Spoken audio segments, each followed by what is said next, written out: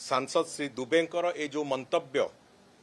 ये संपूर्ण रूपे तांकर व्यक्तिगत मत अपरिणामदर्शी मंतव्य एक कथा कौनसी मते भी ग्रहणीय नुहे एवं तांकर ए मंतव्य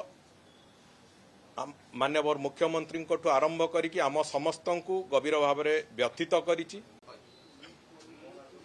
संसद भवन बाहर सांसद श्री निशिकांत दुबे ओडिशार विशिष्ट एवं वरिष्ठ जननायक स्वर्गत बिजू पट्टनायक विषय रे जो नकारात्मक टिप्पणी देइचंती ताहा सरकार का संज्ञान को आसीची। मु ए बाबद रे स्पष्ट करने को चाहे सरकार का तरफ जे सांसद श्री दुबेंकर ए जो मंतव्य ये संपूर्ण रूपे तांकर व्यक्तिगत मत एभली एक मंतव्य अपरिणामदर्शी मंतव्य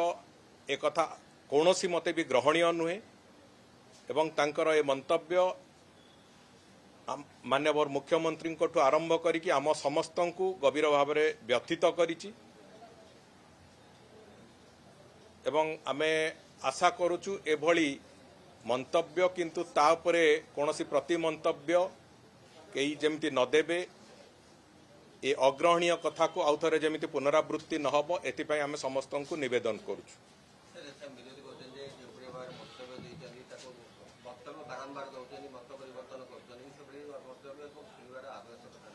देखो से मु अनुरोध कली समस्त को जे एभली एक मंतव्य किंबा ता उपरे कौनसी प्रति मंतव्य दबा